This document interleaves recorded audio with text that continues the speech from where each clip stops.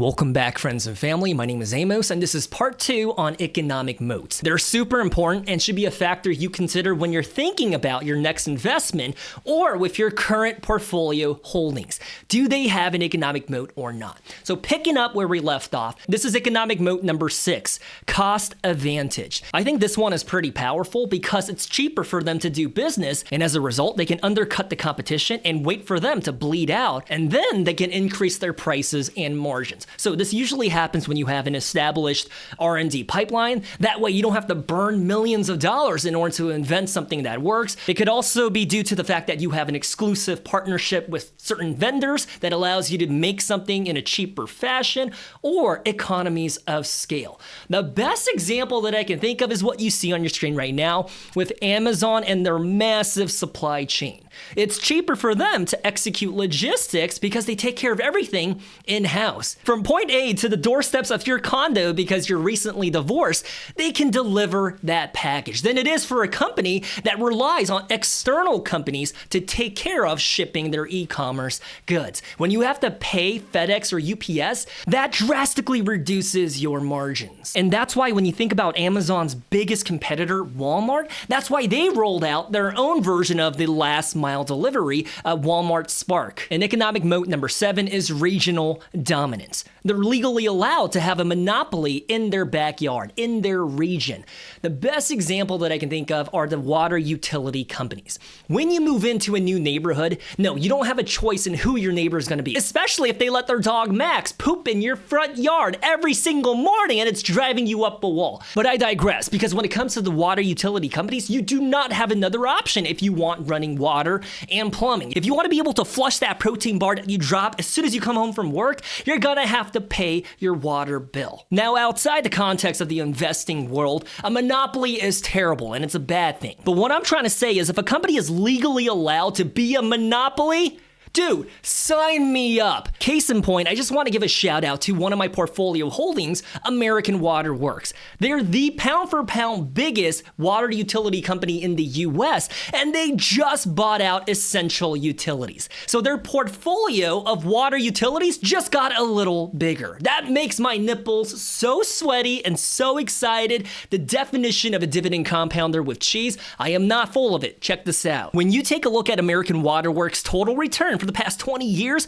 we're talking about 848%. And mind you, they don't have 20 years of publicly traded data to work with because the start date would be January 2006. Instead, we only have 17 years and 8 months of data, and it's 848% into the green when you take into account the share price appreciation plus the dividends paid out. Sign me up, dollar cost average, here I come. And economic moat number 8 is brand loyalty. Now, this one is a little iffy with some investors because they feel like it's weak, but dude, it's still an economic moat. And what that means is your brand or product, it has a die-hard, passionate customer base.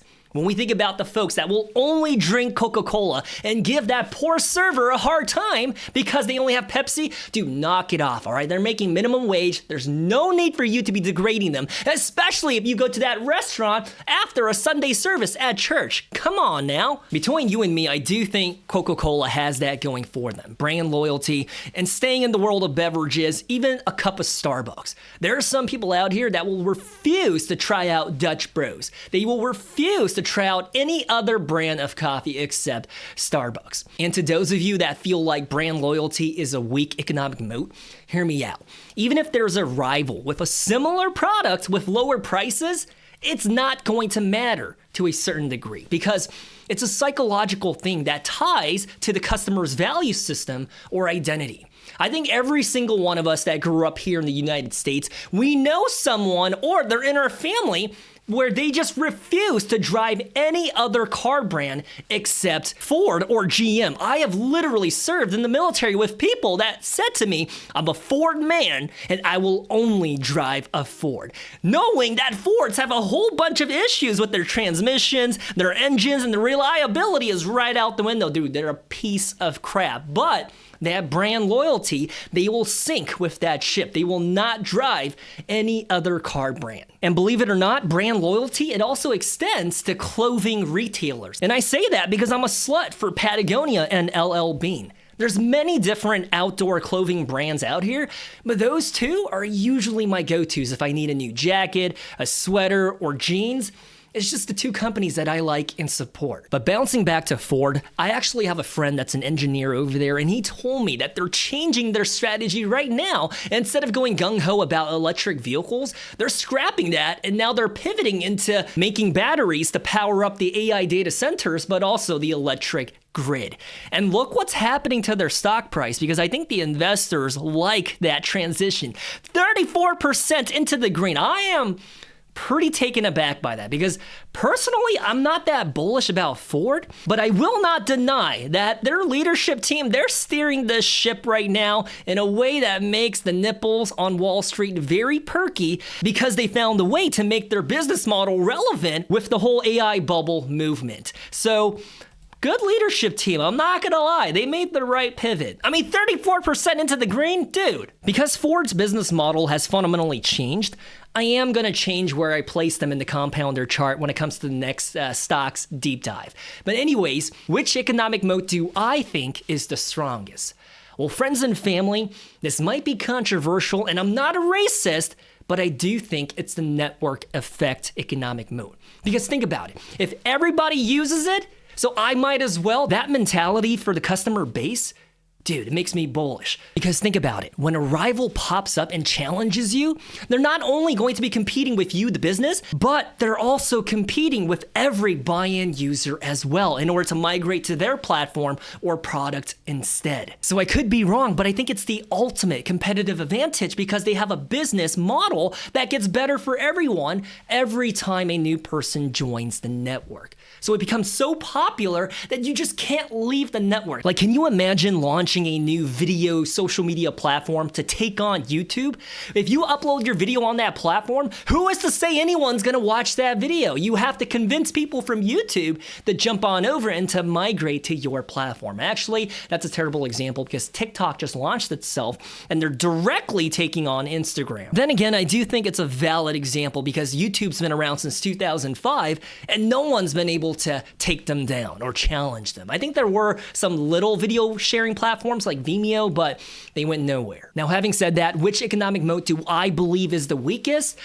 Again, you're gonna hate me for this, but I do think it's the intangible assets.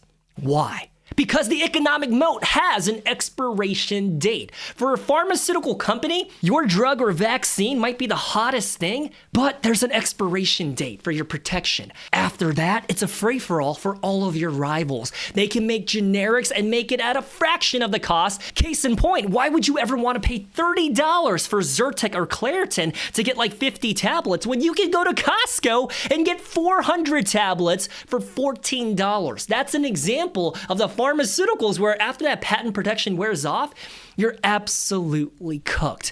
And that's the main factor as to why I'm not bullish about the pharmaceutical companies. Think about Novo Nordisk. They're losing their patent this year in major markets. But when you think about the best companies out here, they usually have multiple defensive formations and are stacked against the competition.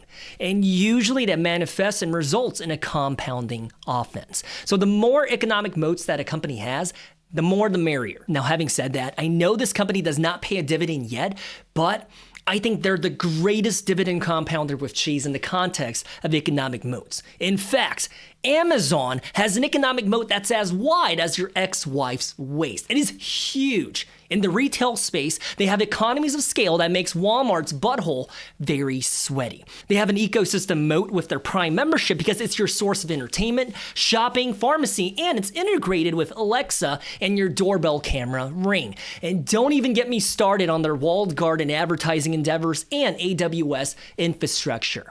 I think they have every single economic moat covered. Amazon. They're a scary conglomerate. That unpopular opinion, I think they're undervalued right now. But anyways, when in doubt, ask yourself whether the business in question has an economic moat, and if it's durable and robust. Or is it a BlackBerry? Or is it a GoPro? Just something to think about. But what do you think? How do you feel about economic moats? And be honest with me, pull up your pants. Which economic moat is your favorite? Which one's your least favorite? And by the way, before I get out of here, dude, I want to tell you, I'm a first-time dad, Baby girl, she's about to turn 12 weeks old this upcoming week. Dude, why did nobody tell me that babies are born with a head full of hair? And apparently it's because of the mom's hormones allows her to grow that hair. But then eventually the baby goes bald because they don't have that mature hormone raging in their bodies in order to keep that head full of hair. So what I'm trying to say is, dude, I'm cracking up every single time that I see my daughter because she literally looks like a 50-year-old Italian that's living in New Jersey. She has a receding hairline and patches of hair like this, and I'm like, girl, what's going on? But anyways, to keep you in the loop, dad life is a little stressful, but I'm loving it. I think it's a cool chapter of my life to experience, and it's teaching me lessons about patience, being an example, walking the talk, but also about trusting the process. You know, growth, it doesn't happen overnight, but it's inevitable if you stay consistent. Just like seeing her go from her head going like this, like a drunk, like taking care of my friend on his first night out, to now she's able to at least keep it sturdy. So it's kind of cool to see. And she also started cooing and babbling. So having said that, I appreciate you for supporting the channel and watching the video all the way through. I'll talk to you guys next time. Stay safe. Good luck in the stock market. Peace.